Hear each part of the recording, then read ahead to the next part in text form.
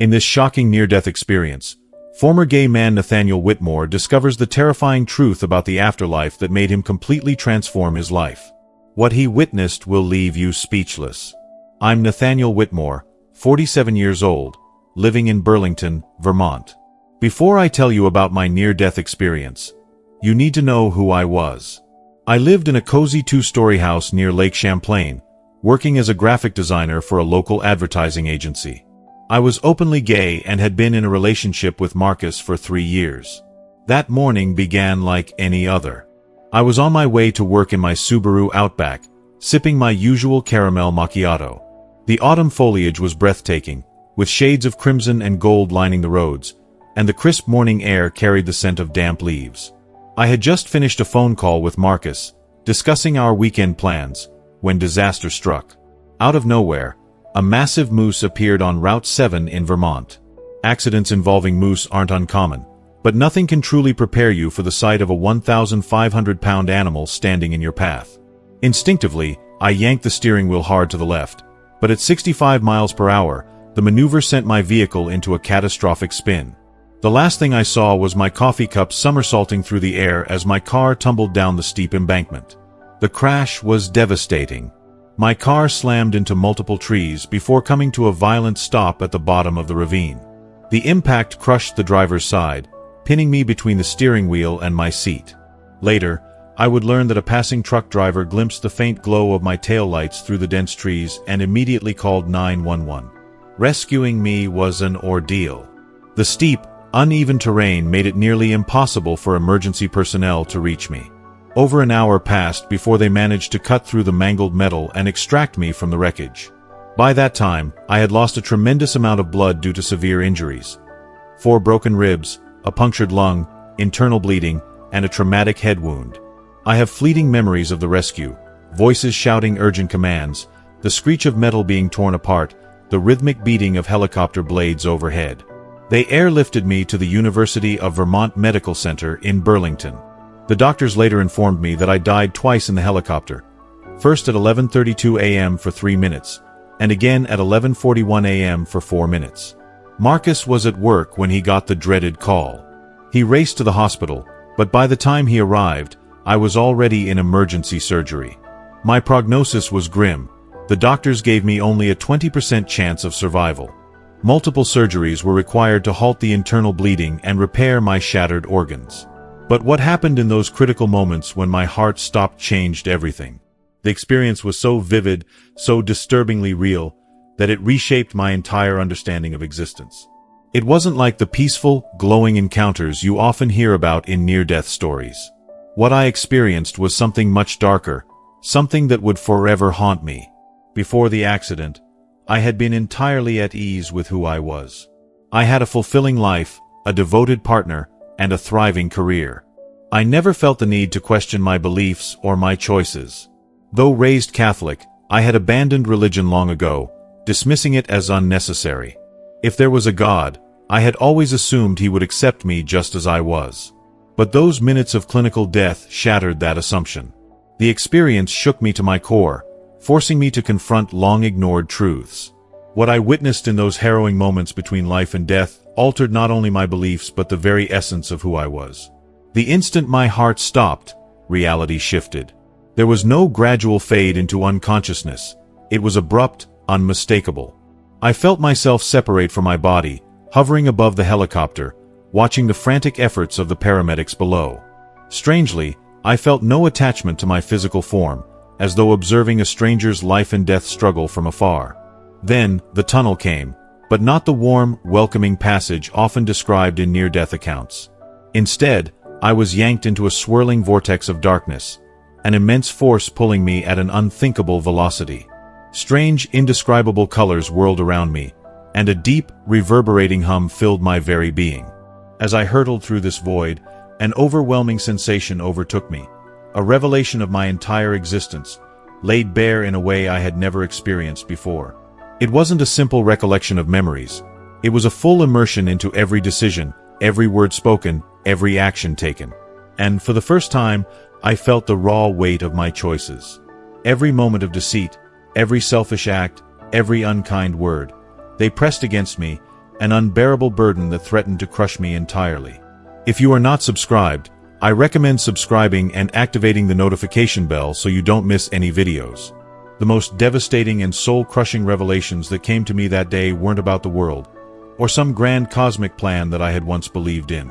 No, they were about my very own heart, my most intimate relationships, and how deeply they were entwined with my pain. It all started with Marcus. When I saw him this time, it wasn't through the gentle, loving lens I had always clung to. I had grown so used to seeing him in the warmth of my affection, to the point where I could never imagine us apart. But now, in this new state of awareness, I saw something so hauntingly different. The connection we shared, which I had once defended as the epitome of love, was exposed for what it truly was, a relationship that had slowly and imperceptibly been poisoning our spirits. Every moment we shared, every intimate exchange I had once considered sacred, now stood before me like dark stains on our souls, like ink splattering in crystal-clear water, once so pure, but now tainted beyond repair. The weight of this realization was suffocating, as if my entire being had been swept into an ocean of guilt I couldn't escape. And then, as if time itself had betrayed me, I was pulled into the memories of my childhood, those fleeting yet unforgettable moments when I first began to feel different from the other boys around me. I was taken back to the confusion that gripped my heart, the gnawing fear that kept me up at night, wondering why I couldn't conform to what was expected of me. I remembered the longing to be understood, the sense of isolation that pierced me, and the heavy burden of trying to make sense of my own identity. The deep confusion soon gave way to defiance, a fierce, fiery rebellion against what I had been taught to believe was normal. I began rejecting the religious values I had been raised with, thinking I was breaking free, casting off the chains of tradition, and embracing my true self. But standing amid this divine revelation, looking back on my life, I saw something I had refused to see all these years. Every step away from my childhood faith, every choice I had made to distance myself from the truth, was not a bold journey of self-liberation. It was a quiet, creeping drift away from the very foundation of my soul. The tunnel I found myself in seemed to stretch on endlessly, as if I had been caught in a vortex that consumed me. Though only seconds had passed in reality, it felt like an eternity, like I had lived an entire lifetime in the blink of an eye, desperately trying to come to terms with the truth. Then, as quickly as it had begun, everything came to an abrupt halt. I was thrust into an incomprehensible space, vast and limitless, neither light nor dark. It wasn't a void, yet it felt empty. It wasn't a place, yet it felt full of something indescribable. It simply was. And in that very moment, I knew I wasn't alone. My heart raced, but my mind could not grasp what was happening. And then, out of the stillness, I felt a presence approach me. It wasn't something I could see, yet I knew exactly what it was. My soul knew, my very being knew. There was no uncertainty, no second guess. It was Jesus Christ himself. This recognition didn't come as a shock, nor did it feel like an epiphany. It was more like suddenly recalling something that I had always known deep inside, something I had buried and tried to forget. The moment I felt his presence, a rush of emotions overwhelmed me. His love was not just vast, it was pure, and the intensity of it almost broke me. I wanted to fall to my knees in reverence, to beg for forgiveness, but I couldn't. I was simply in his presence, and everything in me felt both humbled and exposed. But this wasn't the gentle, forgiving figure I had imagined from the stories in Sunday school, the Jesus of soft, kind eyes. No. This was the King of Kings. This was the ultimate judge. This was the one who saw through every layer of pretense I had built around myself. He saw me, all of me, the parts one hid from the world, the parts one didn't even want to acknowledge. And in his eyes, every excuse I had ever made, every justification for my choices, crumbled like dust in the wind. I could no longer hide, not from him, and not from myself. And then, something utterly transformative happened. Without speaking a single word, his love filled my heart, and at the same time, a quiet clarity overtook my thoughts. I felt him within me, not just near me, but in me. And in that space, I understood something that shattered everything I thought I knew about love. His love for me was immeasurable, yes, but it was not the kind of love that condoned every choice I had made. It was not a love that accepted my life as it was. No, it was a love that wanted me to be better, to turn away from the path I had chosen. My desires, the ones I had convinced myself were natural, even good, were suddenly laid bare for what they were. They were a deviation, a distortion of God's perfect design. The agony of that realization washed over me like a tidal wave. But the true devastation came when I understood the heart of it. It wasn't my sexual orientation itself that was the sin, as I had believed for so long. No, it was the choice I had made to act upon it, to embrace it, to build my entire identity around it. It was the choices I made, the life I had chosen to live, that had drawn me further and further from the truth. And I saw the rippling effect of that choice, not just on me, but on everyone around me. I saw how every time I had encouraged someone else to embrace their desires, to live authentically, I had unknowingly been guiding them away from salvation. I was leading them down a path that, in the end, would only bring them closer to despair. Then came the most painful part of it all. Jesus showed me countless souls just like mine, who had made the same choice, and who had followed the same path. They were trapped, not in the fires of hell, but in something worse, something far more insidious. They were in a holding place, a space of limbo, not quite hell, but not heaven either. It was as if they were suspended, caught in their justifications, unable to move forward. They had embraced their choices so fully, and built their identities around them, that they could not accept the truth. And because of this refusal, they could not move closer to God. They were trapped in their defiance, their refusal to admit the truth of their actions. What shook me to the core was realizing that many of these souls had once called themselves religious. Christians, believers in God. They had worshipped, they had prayed, they had walked the path that I thought was the right one. But somewhere along the way, they had allowed their desires to distort God's word. They had twisted scripture to suit their lifestyles, just as I had. They had chosen to bend the truth, rather than surrender to it. And that, in the end, had created an insurmountable barrier between them and God. And then, as if the weight of all this wasn't enough to bear, Jesus allowed me to witness something so terrifying it still haunts me to this day. I saw hell. Not the exaggerated version with fire and brimstone that I had been taught to fear as a child. No, this was far worse. This was the ultimate separation from God. It wasn't about punishment, not in the way I had once imagined. Hell wasn't a place where God threw people in anger. It was simply the natural result of choosing to live apart from Him, of choosing to sever the very bond that He had created us to have with Him. I saw souls who had made their choice, knowingly or unknowingly, during their earthly lives. And now, their choices were eternal. They were locked in that place of separation, forever cut off from God's love. At that moment, everything became clear to me. This was not about rules or judgments, or some abstract notion of right and wrong. It was about a choice. A choice to either live in communion with God, to accept His love and His truth, or to reject it. And the consequences of that choice were far more dire than I had ever imagined. As I stood amid this revelation, I realized with terrifying clarity that if I had continued down the path I was on, if I had stayed true to the choices I had made, that would have been my eternal fate as well.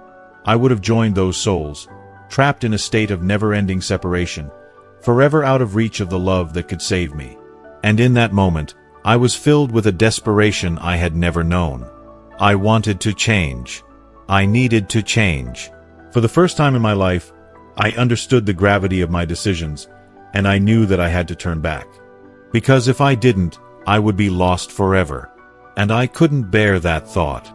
I couldn't bear to think of losing the very thing I had been created for, the love of God and the chance at redemption. What happened next was even more profound. Jesus, in His infinite love and wisdom, began to unveil the true meaning of sexuality and gender as He originally designed it. I saw, with a clarity that pierced my very soul, that the male and female union was not just a physical connection, but a divine and spiritual reality. It was a reflection of God's relationship with humanity, His relationship with us. Every moment of that union was designed to mirror His love, His care, and His purpose.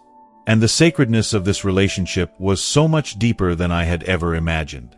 This was not just about two individuals coming together. It was a reflection of God's plan for unity, completeness, and a beautiful, intricate harmony. If you are still watching this video and find these lessons useful, please comment 1 below to let me know that you are still here with me. But as Jesus revealed this truth to me, the contrast to the world's understanding became painfully obvious. Modern culture's embrace of alternative lifestyles, with all its glitz and glamour, was not the progressive move it claimed to be. It was nothing more than a sophisticated form of deception. The further society moved from the original design of marriage and gender roles, the further it stepped away from divine truth itself. Each choice to accept an alternative view of sexuality, each step away from the union of male and female, was not just a societal shift, it was a step away from the very foundation of God's truth. The deeper the revelation went, the more intense my heartache became. I began to understand the spiritual impact of what I had once supported: pride parades, gender transition surgeries, and same-sex marriages. In the light of heaven, I saw the darkness that clung to these events, despite their outward appearance of celebration and joy. These were not merely political acts or societal changes. They were spiritual battles, ones that I had been unknowingly complicit in. The joy and acceptance I had once seen in these events now appeared to me as a facade, hiding a deeper darkness that I had once been blind to. What hurt most was realizing the part one had played in leading others away from salvation. Every conversation I had had, every social media post I had made, every moment I had stood in support of LGBTQ+ rights, it had all contributed to a culture of deception. I had been telling people that their choices were valid, that their identities were correct, and that they should stand proud. And in doing so, I had led them farther from the truth. Each instance felt like a stone around my neck, weighing me down, reminding me of the responsibility I had carried, and the harm I had caused without even knowing it. And yet, amidst all of this, I felt no condemnation from Jesus. There was no judgment in his eyes. Instead, there was only overwhelming love and a gentle desire for me to understand the truth. His heart was not one of anger. It was a heart of compassion, longing for me to turn back to him. Amid my grief and sorrow, I began to see something else. Many of my gay friends, the ones who had outwardly embraced their identities with pride, were struggling deep inside. Their joy was often a mask, a facade to cover the pain they felt beneath the surface. They were caught in the same deception that I had once embraced, but Jesus showed me their hearts and their hidden battles, and I felt an immense sense of empathy for them. Then came a series of visions that would change everything. Jesus showed me two possible futures. One was the path I was on now, continuing to live in the same way, following the same desires, and never changing. In this future, I would die with my heart unchanged, and face the eternal consequences of that choice. It was a painful vision, one filled with regret and sorrow, knowing that I had chosen a path that led me away from God's love and salvation. But then, Jesus showed me another future. In this vision, I embraced the truth. I left the gay lifestyle, and I helped others who were struggling with the same things I had once struggled with. I saw myself walking in truth, filled with peace and joy, even though it would not be easy. The contrast between these two futures was undeniable. One path led to destruction, while the other led to redemption and eternal life. The truth was painful to accept, but Jesus helped me understand something important. My same-sex attractions were not my fault. They were the result of many influences and experiences in my life, things that had shaped me and distorted my desires. But how I chose to act on those desires, that was my responsibility. I had the power to make a choice, and that choice could either bring me closer to God or push me further away. Jesus showed me that he was not asking me to fight these desires on my own. He offered me the strength to resist, even if the desires didn't completely go away in this lifetime. He was not asking for perfection, but for a willingness to follow him, to choose his truth over the lies of the world. And the most powerful part of this revelation came when I was shown the lives of those who had successfully left the gay lifestyle. Their struggles had been immense. The journey had been long, and the road had been painful. But there was joy in their hearts, a joy that came from walking in the truth, from choosing God's path over the world's. I saw their crowns of victory, waiting for them in heaven, crowns earned through their faithfulness, through their difficult but courageous decisions on earth. It was at this moment that I understood something profound. True love isn't about affirming everyone's choices, no matter how they align with our desires. True love is about helping people find their way to God's truth, even when that truth is hard, even when it's unpopular. And sometimes, that means challenging others, and even ourselves, to turn away from the lies we've been told and embrace the life God has called us to. And then, everything shifted. I found myself standing in what could only be described as a heavenly courtroom. But this wasn't a courtroom where I was being judged for my past mistakes. No, this was a place of decision, a place of choice. I was being allowed to return to earth with this new understanding, to live out the truth that had been revealed to me, or I could choose to face judgment right then, at that moment. The weight of that decision was almost unbearable. The choice seemed so simple, yet it was the most difficult decision I had ever faced in my life. To return to earth meant living out the truth, no matter the cost. It meant embracing a new life, one that would require sacrifice, struggle, and rejection from those around me. But to face judgment meant an eternity of separation from God, an eternity of regret. There was no going back. There was no neutral path. As I stood there, in that moment of decision, I knew what I had to do. I knew that I couldn't live in the lie any longer. And so, with a trembling heart, I chose to embrace the truth. It wasn't easy. It hasn't been easy. But in that moment, I felt the weight of my past decisions lift, and I knew that I had chosen the only path that could lead to redemption. From that moment on, I understood that true love, the love that comes from God, is not always comfortable. It's not always affirming. But it's the only love that can lead us to the truth, to healing, and ultimately to eternal life. The weight of this decision was enormous. I knew that choosing to return would require me to overhaul every aspect of my life. There would be sacrifices, loss of friends, deep criticism, and the pain of leaving Marcus, someone I truly cared about. But what weighed heaviest on my heart was the truth that staying on my old path would mean facing eternal judgment for my unrepented sins. I couldn't ignore the gravity of the choice before me. Yet, Jesus revealed something profound. My return wouldn't just be for me, it would serve a greater purpose. I wasn't being asked to return solely for my salvation, but so that my experience could become a beacon of hope for others trapped in the same lifestyle I had once lived. I saw how many people just like me, were questioning their gay lifestyle but were too afraid or confused to make a change. They didn't know where to turn, feeling lost and without a way out. At that moment, I was shown the support system that would be available to me if I chose to return. I saw genuine Christians who would come alongside me, helping me transition out of my gay lifestyle with understanding and compassion. I saw counselors who specialized in helping people work through the spiritual and emotional aspects of sexuality, offering guidance on how to heal from the wounds of my past. And perhaps the most unexpected part of all was seeing allies who would support me, people I would never have imagined would stand by me. But the most moving part of all was when I saw the potential for my testimony to save others. I was shown specific people, some I knew, some I hadn't met yet, whose lives could be radically changed because of my willingness to speak the truth.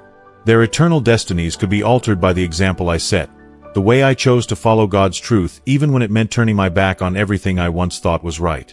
I could see their hearts softening, turning towards God, finding freedom and healing through His love and grace. Before making my decision, Jesus showed me one final vision, one that made the path ahead even clearer. I saw myself standing before large crowds, speaking with boldness and compassion, sharing my testimony with others who had been in the same place I had been. I saw people, many of them young, searching, and uncertain, finding freedom from the gay lifestyle. I saw tears of joy and gratitude as people experienced healing and restoration through the transformative power of God's design for sexuality. But, as with any decision of great consequence, I was shown the cost. I saw the harsh realities of what lay ahead. I would be labeled a bigot, a traitor to the LGBTQ+ community. I saw old friends turning their backs on me, social media attacks flooding my feed, and even threats to my safety. The consequences were real and they were intimidating. Yet, even as I saw these challenges, I also saw the peace that would accompany living in truth. I saw the joy that comes from standing firm, even when the world rejects you. That peace, the peace of knowing I was living in alignment with God's will, far outweighed the persecution that would inevitably come. The choice, though daunting, became clear. With a mixture of fear and determination, I chose to return. The moment I made that decision, I felt an overwhelming sense of peace and purpose wash over me. It wasn't a peace that came from the world's approval, but a peace that only comes from being right with God. I knew the road ahead would be long and difficult, but I was ready to face it because I knew it was the path of truth. Just before returning to my body, I received one final message, one that echoed in my heart and would stay with me forever. Jesus told me that my mission wasn't to condemn others, but to love them. My role would be to help others find the same truth that had set me free, always with compassion and understanding, remembering that I, too, had once been blind to the very truths I was now called to share. My purpose was not to point fingers or look down on others, to show them the love of God and invite them into the same freedom I had found. If you are still watching this video and find these lessons useful, please comment 2 below to let me know that you are still here with me. When I woke up in the hospital, it was like being born again. The physical pain was intense, yes, but it was nothing compared to the spiritual awakening I had just experienced. Marcus was by my bedside, holding my hand, but I knew deep down that things would never be the same between us.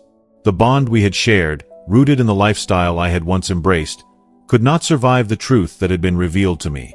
The first few weeks after waking up were the hardest. Explaining my experience to Marcus was heartbreaking for both of us. He couldn't understand. He believed the head trauma I had sustained had affected my mind, and he thought that once I recovered physically, I would come to my senses and go back to the way things were. But I knew, deep in my soul, that what I had seen, what I had experienced, was real. There was no turning back from the truth. I found a church that welcomed me with open arms, a supportive community of believers who understood the complexities of my journey. They didn't judge me for my past. They offered love, grace, and encouragement as I began the difficult process of transformation. Some days were harder than others. The same-sex attractions didn't magically disappear overnight, but now I had the strength, the knowledge, and the support to resist them. As expected, my story quickly spread through social media. The backlash from the LGBTQ+ community was intense. Former friends accused me of internalized homophobia, of betraying the cause, of being weak. They couldn't understand why I would choose to walk away from something I had once championed so fiercely. But for every person who rejected me, there was another who reached out privately, expressing their owners about the gay lifestyle. Many were struggling in silence, not knowing who they could turn to for help. 2 years later, I now run a support group for people who are questioning their sexual identity or seeking to leave the LGBTQ+ lifestyle. It's not about conversion therapy or trying to force anyone to change. It's about sharing the truth in love and offering support to those who choose to follow God's design for sexuality. The accident that nearly killed me didn't just save my life, it saved my soul. Every week, I receive messages from people who have found hope and healing through my testimony. Some have chosen to leave the gay lifestyle, others are still wrestling with their decisions. But all of them know they are loved by God. They know they are not alone. And that, more than anything, makes every hardship I've faced worthwhile. God is using my story to bring healing and freedom, and show others the truth that He has revealed to me. It's a journey I never expected, but one that I wouldn't trade for anything. As we come to the end of this powerful journey, I want to take a moment to reflect with you. The story you've just heard is a story of transformation, redemption, and the power of truth. It's a reminder that no matter where we are in life, no matter what struggles or challenges we face, God's love and His truth can bring healing, restoration, and a new beginning. So, what have you learned so far? What part of this journey resonated with you? I invite you to comment below and share one thing you've learned that you're committed to applying in your own life. Your thoughts are valuable, and together, we can encourage one another to keep walking in the truth. If you like this video, please leave your comment below, and don't forget to like, share, and subscribe to our YouTube channel for more inspiring content. Your support means the world to us. Thanks for watching, and we look forward to connecting with you in the next video.